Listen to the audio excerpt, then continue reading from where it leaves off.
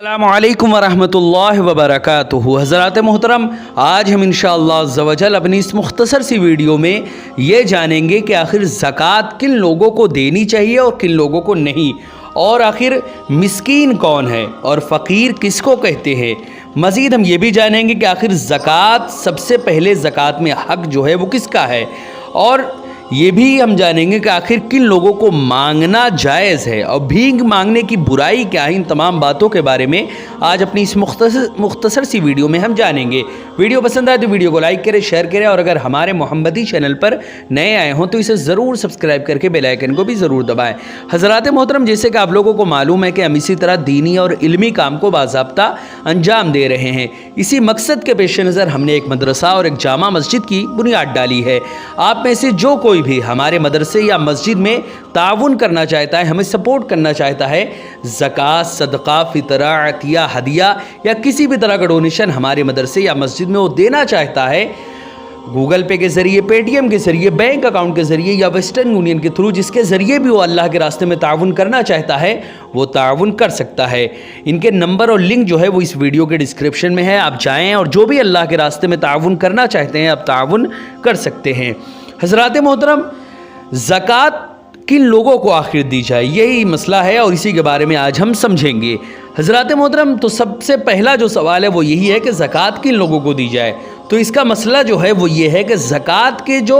मसारिफ़ हैं, यानी ज़कात जहाँ पर दी जाए, यानी जिन लोगों को ज़कात दी जाए, जहाँ ख़र्च किया जाए ज़कात का पैसा, वो 7 जगह हैं। सबसे पहली जो जगह है वो है फ़कीर। फ़कीर को ज़कात दी जाए। फिर फ़कीर कहते किसे हैं, मिस्कीन कहते किसे हैं, अभी वो भी हम समझेंगे। दूसरा है मिस्कीन, मिस्कीन को ज़कात दी जाए। तीसरा है आमिल, आमिल किसे कहते हैं, आमिल के बारे में भी हम समझेंगे। चौथा है रिकाब, और पाँचवा है गारिम, और छठा है फ़ी सबीलिल्लाह, और सातवां है इब्न सबील। तो इतने इब्न सबील इतने जगहों पे आप अपने ज़कात के पैसे को दे सकते हैं। लेकिन इसकी तशरीह को अब समझे कि आखिर फ़कीर किसे कहते हैं, मिस्कीन किसे कहते हैं, आमिल, रिकाब, ये सब कहते किसे हैं। क्या वो ज़ात का जो फ़कीर होता है उसकी यहाँ पर बात है या नहीं, उन तमाम बातों के बारे में आप समझने की कोशिश करें। तो उसका मसला जो है वो ये है, फ़कीर वो आदमी है जिसके पास कुछ हो मगर इतना ना हो कि निसाब को पहुँच जाए, या निसाब के बराबर हो तो उसकी हाजत असलिया में मुस्तग़रक़ हो, जैसे रहने का मकान, पहनने के कपड़े, खिदमत के लौंडी, ग़ुलाम, पेशे के औज़ार वग़ैरह जो ज़रूरत की चीज़ें हैं, चाहे कितनी ही कीमती हो, या इतने का कर्ज़दार हो, कर्ज़ निकालने के बाद जो बचे वो निसाब के बराबर ना हो, ये चीज़ें अगर हों और निसाब से ज़्यादा की मालियत हो, जब भी फ़कीर है। यानी अगर वो इंसान के पास जो ज़रूरियात ज़िंदगी के अलावा जो उसके पास माल और दौलत है, अगर वो निसाब को नहीं पहुंच रहा तो वो इंसान जो है फ़कीर कहलाता है। तो उसी के डेफिनेशन में यहाँ पर बताया जा रहा है कि फ़कीर वो आदमी है। यहाँ कोई ज़ात की बात नहीं चल रही कि वो ज़ात का फ़कीर है। यहाँ पर फ़कीर बमाना ज़रूरतमंद, फ़कीर वो आदमी है जिसके पास कुछ हो मगर ना इतना कि वो निसाब को पहुँच जाए, यानी निसाब के बराबर ना हो। इसी तरह एक मसला है कि मिस्कीन वो है, यानी मिस्कीन की डेफिनेशन यहाँ पर बयान कर रहे हैं कि मिस्कीन वो है जिसके पास कुछ ना हो, यहाँ तक कि खाने और बदन छुपाने के लिए भी उसके पास कुछ ना हो, और उसका भी वो मोहताज है कि लोगों से वो सवाल करे, तो उसको मिस्कीन कहते हैं। यानी ना उसके पास खाने को कुछ है, ना पहनने को कुछ है, और वो लोगों से जो है वो सवाल भी, वो इसका भी मोहताज है कि लोगों से वो सवाल करे, तो वो मिस्कीन है। इसी तरह मसला है कि मिस्कीन को सवाल हलाल है और फ़कीर को सवाल जो है वो नाजायज़ है, इसलिए कि जिसके पास खाने और बदन छुपाने को हो उसे बग़ैर ज़रूरत और मजबूरी के सवाल करना हराम है। यानी अगर कोई इंसान ऐसा है जिसके जो बहुत ज़्यादा मालो दौलत वाला तो नहीं है, उसके पास उसका जो निसाब है वो नहीं पहुंच रहा जितने में ज़कात वाजिब होती है, ज़कात फ़र्ज़ होती है, लेकिन उसके पास फिर भी कुछ है पैसा, तो उस सूरत में उसके ऊपर ये जायज़ नहीं है कि वो किसी से ज़कात का पैसा मांगे, क्योंकि ज़कात का पैसा के लिए उसको सवाल करने के लिए ये शर्त है कि वो इंसान फ़कीर हो। मतलब अगर वो इंसान सवाल करना चाहता है یعنی مسکین کو سوال کرنا یہ حلال ہے، کیونکہ ان کے پاس نہ کھانے کو کچھ ہے، نہ پہننے کو کچھ ہے، اور نہ ہی یہ اس حال میں ہے کہ کسی سے سوال کر سکے، تو ان کے لیے سوال کرنا جائز ہے۔ اور فقیر کو سوال ناجائز ہے، اس لیے کہ جس کے پاس کھانے اور بدن چھپانے کو ہو، اسے بغیر ضرورت اور مجبوری کے سوال یعنی مانگنا کسی سے یہ حرام ہے۔ اسی طرح لیکن فقیر کو پھر بھی جو ہے زکوٰۃ بالکل دیا جا سکتا ہے، لیکن وہ جو مانگنے کی جو کہانی ہے، سوال کی جو کہانی ہے کہ انسان جو مانگنے والے آتے ہیں اس کے بارے میں یہاں پر حکم ہے کہ مانگنا جائز ہے کہ نہیں، تو فقیر کے بارے میں ہے کہ فقیر کو زکوٰۃ تو دیا جا سکتا ہے، لیکن فقیر جو ہے وہ کسی سے مانگ نہیں سکتا، کہ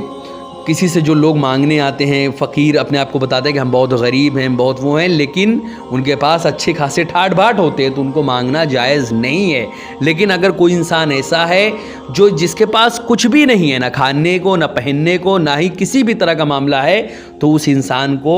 مانگنا بھی جائز ہے، کیونکہ وہ مسکین ہے۔ حضرات محترم، اسی طرح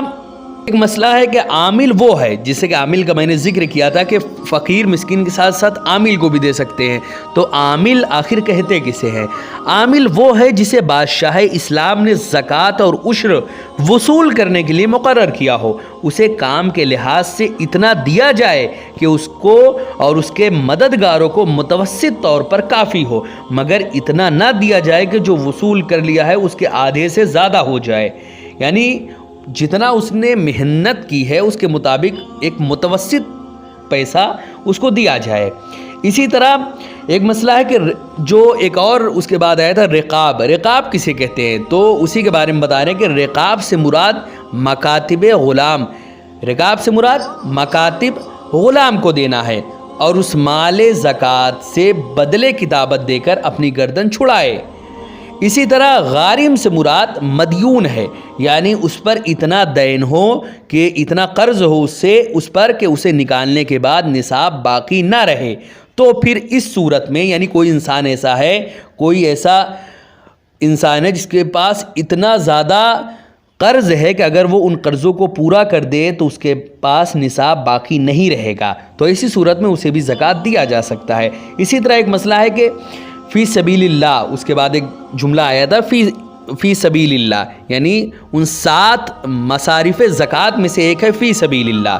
تو فی سبیل اللہ یعنی راہ خدا میں خرچ کرنا، اس کی کئی ساری صورت ہے، جسے کوئی جہاد میں جانا چاہتا ہے، اگر کوئی اسلامی حکومت ہو وہاں کی یہ بات ہے، کوئی جہاد میں جانا چاہتا ہے اور سامان اس کے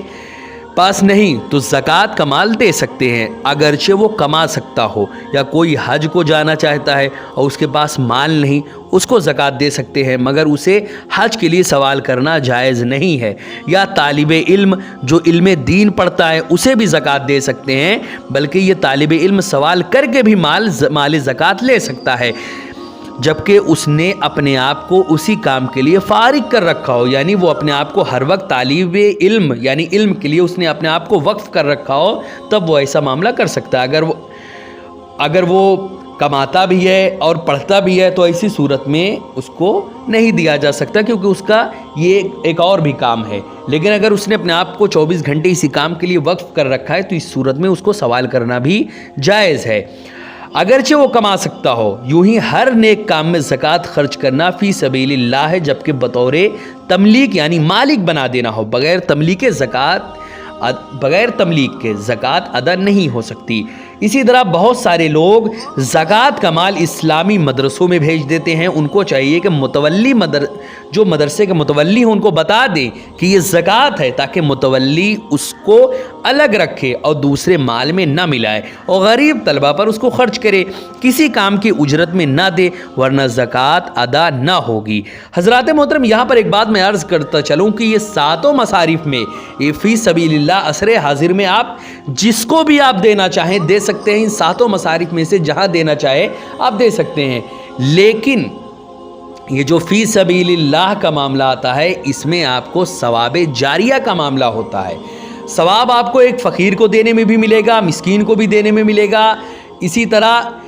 آپ اگر کوئی اور ہے یعنی غارم کوئی قرض خواہ ہے، کوئی قرض دار بیچارہ ہے، اس کو دینے میں بھی آپ کو ثواب ملے گا، ثواب ہر جگہ ملے گا، لیکن ایسا ثواب کہ آپ جب تک زندہ ہیں تب تک آپ کو ثواب ملتا رہے، جب اس دنیا سے آپ چلے جائیں قبر میں تب بھی آپ کو ثواب ملتا رہے، اور قیامت تک آپ کو اس میں ثواب در ثواب بڑھتا رہے گا۔ اگر آپ نے ایک دیا ہے تو اربوں خربوں کے برابر ثواب آپ کو ملتا رہے گا، اور یہ سلسلہ بڑھتا رہے گا، اتنا ثواب آپ کو ملے گا۔ تو یہ صورت ہے مدرسوں میں دینے کی۔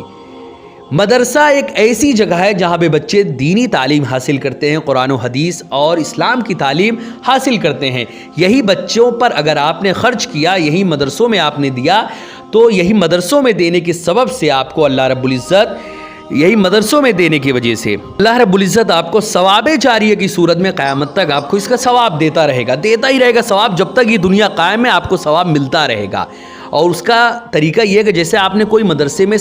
دیا، کچھ پیسہ دیا یا اینٹ لگوا دی یا بالو دیا یا کوئی بھی چیز دی مدرسے میں، تو وہاں پہ وہ لگ گیا، اسی جگہ پہ اسی مدرسے میں بچے تعلیم حاصل کرتے ہیں، بچوں کے کھانے میں لگا یا وہاں پہ بچوں کے رہنے کی کوئی عمارت بنائی گئی، وہاں پر وہ لگ گیا پیسہ، وہ اسی جگہ اگر بچے پڑھیں گے، 50-100 بچے مان لیجئے پڑھ رہے ہیں اس مدرسے میں، یا 10 بچے پڑھ رہے ہیں یا 100 بچے پڑھ رہے ہیں، وہ 100 بچے جتنا پڑھیں گے آپ کو اس کا ثواب، پورا پڑھنے کا ثواب آپ کو ملے گا۔ اسی طرح وہ 100 بچے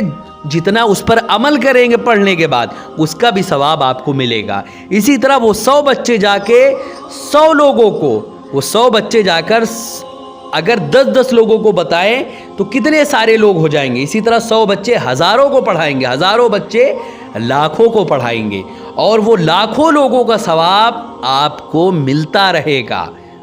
اس 10 روپے، 20 روپے، 100 روپے یا 1000 روپے یا جتنا زیادہ اللہ کے راستے میں آپ دے سکے، آپ کو قیامت تک اسی طرح ثواب ملتا رہے گا، اور یہ سلسلہ بھی بڑھتا رہے گا، کیونکہ آپ نے کسی کو پڑھایا، اس نے اپنے آگے 10 لوگوں کو پڑھایا، وہ 10 لوگوں نے 100 لوگوں کو پڑھایا، 100 لوگوں نے 1000 لوگوں کو پڑھایا، 1000 لوگوں نے لاکھوں لوگوں کو پڑھایا۔ ان لاکھوں لوگوں کو پڑھانے کا، پڑھنے کا، اس پر عمل کرنے کا اور اس کو دوسروں تک پہنچانے کا، ان تمام کے تمام چیزوں کا ثواب اس 100 روپے جو اس نے مدرسے میں دیا ہے، اس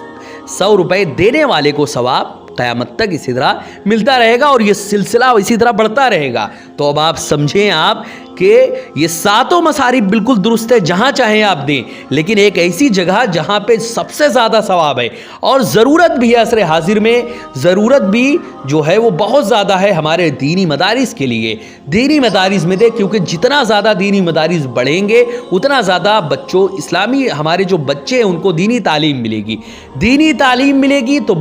اسلام میں، معاشرے میں اسلام اور دین کا ماحول بڑھے گا، کیونکہ جہالت گمراہی ہے، اور علم سب سے تیزی سے ہم کو اللہ کی جانب لے جانے والی شے ہے۔ اسی لیے آپ کو سب سے پہلی چیز جو ہے وہ دین اور اسلام اور علم کے لیے آپ کو دینا ہے، جس کو فی سبیل اللہ میں آپ کو دے۔ تو اس کے لیے بہت سارے مدارس ہیں جہاں پر آپ دے سکتے ہیں، اور اگر آپ چاہے تو مجھ فقیر نے بھی ایک مدرسہ، یعنی مجھ حقیر نے بھی ایک مدرسہ اور ایک جامع مسجد کی باضابطہ بنیاد ڈالی ہے۔ آپ میں سے اگر کوئی زکوٰۃ، صدقہ، فطرہ، عطیہ، ہدیہ یا کسی بھی طرح کا ڈونیشن دینا چاہتے ہیں تو ہمارے مدرسے یا مسجد میں بھی آپ تعاون کر سکتے ہیں۔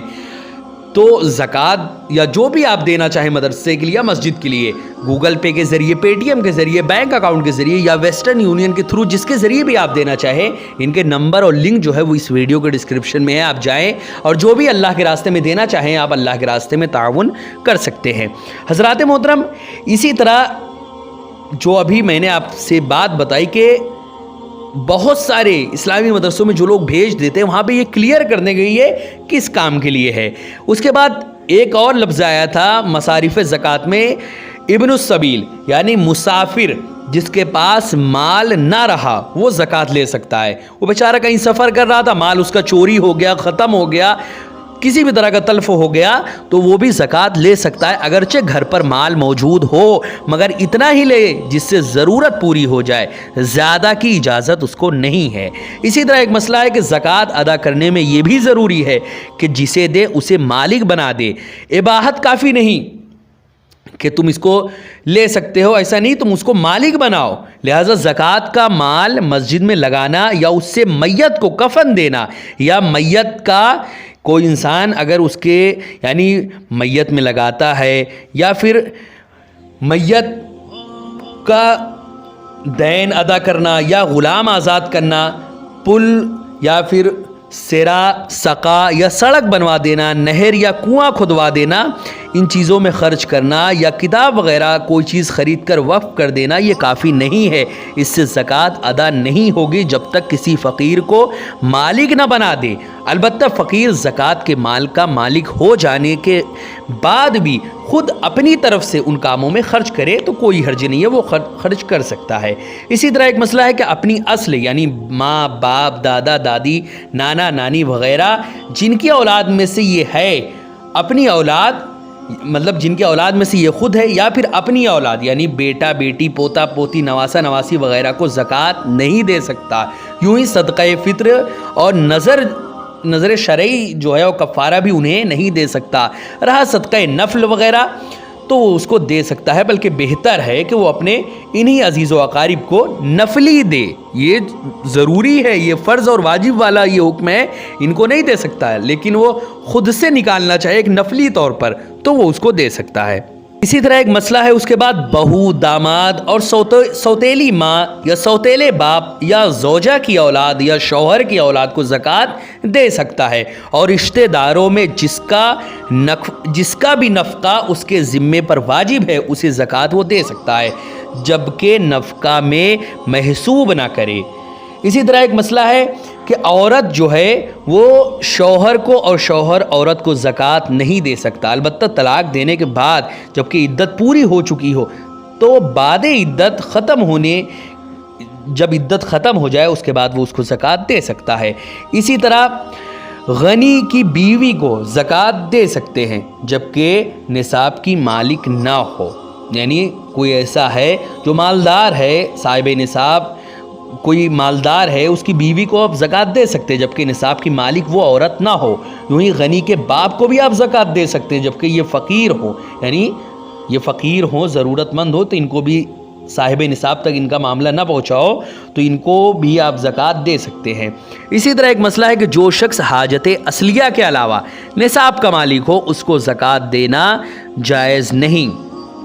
یعنی حاجت اصلیہ کے علاوہ وہ اگر نصاب کا مالک ہے تو اس کو زکوٰۃ آپ نہیں دے سکتے. یعنی حاجت اصلیہ کے سامان کے علاوہ اتنا مال ہو کہ اس کی قیمت 200 درہم ہو، چاہے خود اس مال پر زکوٰۃ واجب نہ ہو. مثلا 6 تولہ سونا جب 200 درہم کی قیمت کا ہو تو جس کے پاس یہ ہے اگرچہ اس پر زکوٰۃ واجب نہیں کہ سونے کے نصاب 7.5 تولہ ہے، مگر اس شخص کو زکوٰۃ نہیں دے سکتے. یا مثلا جس کے 20 گائے ہیں جن کی قیمت 200 درہم ہے تو اس کو زکوٰۃ نہیں دے سکتے اگرچہ 20 گائے پر زکوٰۃ واجب نہیں. مسئلہ اسی طرح ایک اور ہے کہ مکان، سامان، خانہ داری، پہننے کے کپڑے، خادم، سواری کا جانور، ہتھیار، اہل علم کے لیے کتابیں جو اس کے کام میں ہوں یہ سب حاجت اصلیہ سے ہیں. صحیح تندرست کو زکوٰۃ دے سکتے ہیں اگرچہ کمانے پر قدرت رکھتا ہو، مگر سوال کرنا اسے جائز نہیں. اسی طرح ایک مسئلہ ہے کہ موتی، ہیرا وغیرہ جواہر جس کے پاس ہو اور تجارت کے لیے نہ ہو تو ان کی زکوٰۃ واجب نہیں ہے، مگر جب نصاب کی قیمت کے ہوں تو زکوٰۃ لے نہیں سکتا وہ. اسی طرح ایک مسئلہ ہے کہ بنی ہاشم کو زکوٰۃ نہیں دے سکتے. بنی ہاشم سے یہاں مراد حضرت علی اور حضرت جعفر، عقیل، حضرت عباس، حضرت حارث ابن عبد المطلب کی اولادیں ہیں، یعنی سید وغیرہ. اسی طرح ایک مسئلہ ہے کہ ماں جو ہے وہ ہاشمی بلکہ سیدانی ہو اور باپ ہاشمی نہ ہو تو ہاشمی نہیں، اس لیے کہ شرع میں نسب باپ سے ہے، لہٰذا ایسے شخص کو زکوٰۃ دے سکتے ہیں جبکہ نہ دینے کی کوئی اور وجہ نہ ہو. یعنی اگر کوئی ایسا انسان ہے جس کا باپ جو ہے وہ سید نہیں ہے لیکن اس کی جو ماں ہے وہ سید ہے تو ایسی صورت میں اس کو زکوٰۃ دے سکتے ہیں کیونکہ اس کا باپ جو ہے وہ سید نہیں ہے. تو ایسی صورت میں چونکہ نسب جو چلتا ہے وہ باپ سے چلتا ہے. اگر کوئی فقیر ہے کسی بھی ذات کا ہو، کسی بھی، بس مسلمان ہونا چاہیے، کسی بھی ذات کا ہو، اور عورت لڑکی جو ہے وہ سید ہے تو اس سے شادی کرنے کے بعد وہ اس کے جو بچے ہوں گے وہ جو جس خاندان کا جس ذات کا وہ باپ ہوگا اس کے بچے اسی ذات کے ہوں گے. اسی طرح لڑکا جو ہے وہ سید ہے اور لڑکی کسی بھی ذات کی ہو, کوئی بھی ذات, آپ جو بھی مسلمان ہوں بس مسلمان ہونا چاہیے, کوئی بھی ذات کی ہو وہ لڑکی, لیکن لڑکا سید ہو تو اس کے جو بچے پیدا ہوں گے وہ بچے بھی سید ہوں گے, اگرچہ لڑکی کسی بھی ذات کی ہو, بس باپ کو سید ہونا چاہیے تو اس کے بعد جو بھی بچے پیدا ہوں گے وہ سید ہوں گے. اسی طرح ایک مسئلہ یہاں پر ہے کہ صدقہ نفل, یہاں پر واجب اور زکوٰۃ فرض ہے, اس کی بات یہاں پر چل رہی تھی, لیکن اب نفل اگر کوئی آپ ایسی بس آپ کو نکال دیے بس اپنی جانب سے, کوئی حکم نہیں اللہ کا, یہ بس نکال دیے آپ اللہ کو راضی کرنے کے لیے, جس کو نفلی صدقہ کہتے ہیں. اور وقف کی آمدنی یہ بنی ہاشم کو آپ دے سکتے ہیں, اس کو سید کو بھی آپ دے سکتے ہیں. اسی طرح ایک مسئلہ ہے کہ ذمی کافر کو نہ زکوٰۃ دے سکتے ہیں نہ کوئی صدقہ واجبہ جیسے نذر, کفارہ, صدقہ فطر, اور حربی کو کسی قسم کا صدقہ دینا جائز نہیں, نہ واجبہ نہ نفل, اگرچہ وہ حربی دارالاسلام میں بادشاہ اسلام سے امان لے کر آیا ہو. اسی طرح ہندوستان, اگرچہ ہندوستان جو ہے وہ یعنی ہندوستان کا جو معاملہ ہے یہاں پر بھی یہاں کے کفار ذمی نہیں ہیں, انہیں صدقات, نفل مثلا ہدیہ وغیرہ دینا بھی جائز نہیں ہے. اسی طرح ایک مسئلہ ہے کہ جن لوگوں کی نسبت بیان کیا گیا کہ انہیں زکوٰۃ دے سکتے ہیں, ان سب کا فقیر ہونا شرط ہے, ذات کا فقیر نہیں, وہ جو نصاب کا معاملہ ہے اس میں فقیر ہونا شرط ہے, سوا عامل کے کہ اس کے لیے فقیر ہونا شرط نہیں ہے. اسی طرح ابن السبیل یعنی مسافر جو ہے اگرچہ غنی ہو حالت سفر میں جبکہ مال نہ ہو تو وہ بھی فقیر کے حکم میں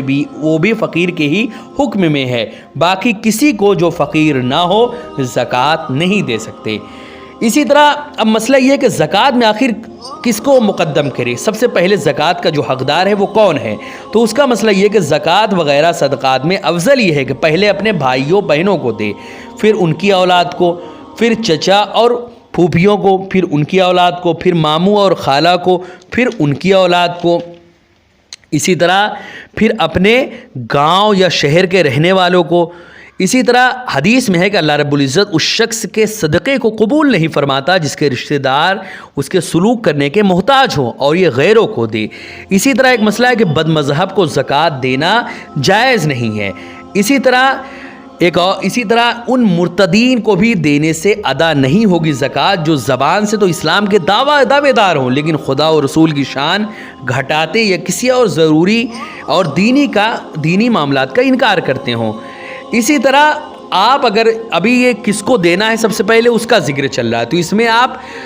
سب سے پہلے تو اپنے بھائی بہن سے شروعات کریں آپ, لیکن یہ ذہن میں رکھیں کہ اگر یہ سب لوگ مستحق نہیں ہیں, اگر یہ لوگ صاحب استطاعت ہیں, یہ لوگ اگر اس لائق ہیں کہ باضابطہ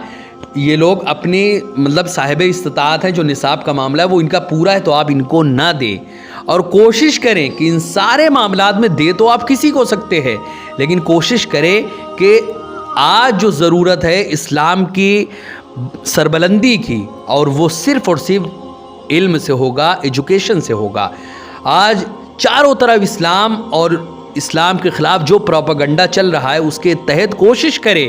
کہ بڑے بڑے کالجز بنوائیں اور بڑے بڑے یونیورسٹیز کی بنوائیں, اسکولز بنوائیں جہاں پر مسلم بچیاں امن اور شانتی کے ساتھ تعلیم حاصل کریں. لیکن یہ اس کا مطلب ہرگز نہیں کہ وہاں پر ہماری جو غیر مسلم,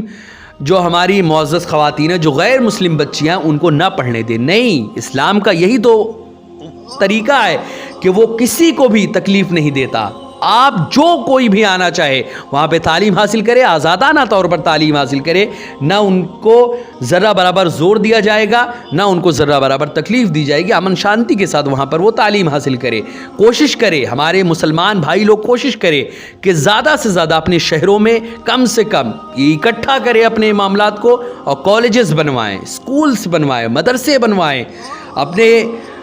کو اتنا زیادہ اپنے آپ کو اس لائق بنا لیں کہ جو ادھر ادھر در در کی ٹھوکریں مسلمان آج کھا رہا ہے, ادھر ادھر جا کر لوگ بھگا رہے ہیں کہ ہمارا اسکول ہے, ہمارے کالجز ہے, ہماری مرضی سے یہاں چلو, نہیں تو بھاگو یہاں سے,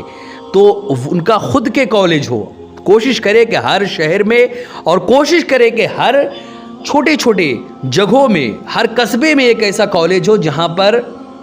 ایک ایسا اسلامک ایک ایسا مسلمانوں کا کالج ہو جہاں پہ تمام کے تمام ہندوستانی امن اور شانتی کے ساتھ تعلیم حاصل کرے، خواہ وہ مسلمان ہو یا ہمارے ہندو بھائی ہوں، سکھ ہو، عیسائی ہو، کوئی بھی ہو، ہر ایک امن شانتی کے ساتھ وہاں پر تعلیم حاصل کرے۔ لیکن یہ ساتھ ہی ساتھ کوشش کرے کہ ان تمام چیزوں کے ساتھ ساتھ کوشش کرے کہ مدرسوں میں زیادہ سے زیادہ اس کو آپ تعاون کریں، کیونکہ جتنا زیادہ مدرسوں میں تعاون کریں گے، مدرسوں میں سپورٹ کریں گے، اتنا زیادہ دینی تعلیم عروج پر جائے گی۔ حضرات محترم، اسی طرح ایک مسئلہ ہے کہ آخر سوال جو ہے یعنی مانگنا جو ہے یہ کس کو حلال ہے؟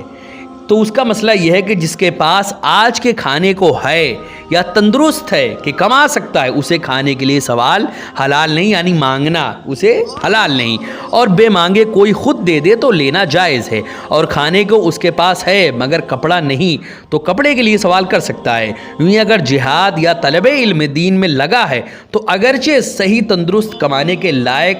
ہو اسے سوال کی اجازت ہے۔ جسے سوال جائز نہیں اس کے سوال پر دینا بھی ناجائز،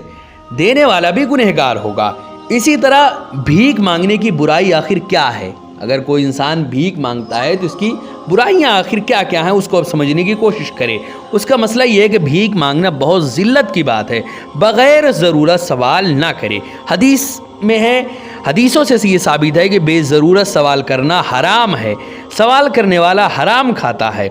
اسی طرح حضور رسول اکرم صلی اللہ علیہ وسلم نے فرمایا جو سوال سے بچنا چاہے گا اللہ رب العزت اسے بچائے گا، اور جو غنی بننا چاہے گا اللہ تعالیٰ اسے غنی کر دے گا، اور جو صبر کرنا چاہے گا اللہ تعالیٰ اسے صبر دے گا۔ اور فرمایا جو بندہ سوال کا دروازہ کھولے گا اللہ تعالیٰ اس پر محتاجی کے دروازے کو کھول دے گا۔ اور فرمایا جو سوال کرے اور اس کے پاس اتنا ہے جو اسے بے پرواہ کر دے تو وہ آگ کی زیادتی چاہتا ہے۔ لوگوں نے عرض کیا وہ کتنا ہے جس کے ہوتے ہوئے سوال جائز نہیں؟ فرمایا صبح و شام کا کھانا، یعنی اگر کسی کے پاس صبح و شام کا کھانا ہے تو وہ بلا وجہ سوال نہیں کر سکتا۔ حضرات محترم، یہ زکوٰۃ کے بنیادی مسائل تھے کہ آخر زکوٰۃ کس کو دے سکتے ہیں کس کو نہیں، فقیر کسے کہتے ہیں، مسکین کسے کہتے ہیں، زکوٰۃ کے مصارف جو ساتھ ہے وہاں پر ہم زکوٰۃ دے سکتے ہیں، لیکن بہتر کہاں پر دینا ہے وہ بھی آپ نے سماعت کیا۔ ساتھ ہی ساتھ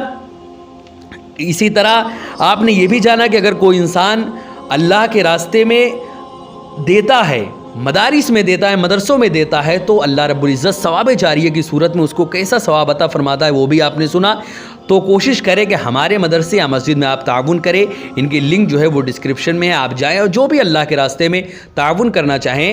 گوگل پے، پے ٹی ایم یا جس کے ذریعے بھی آپ کرنا چاہیں آپ تعاون کر سکتے ہیں۔ السلام علیکم ورحمۃ اللہ وبرکاتہ۔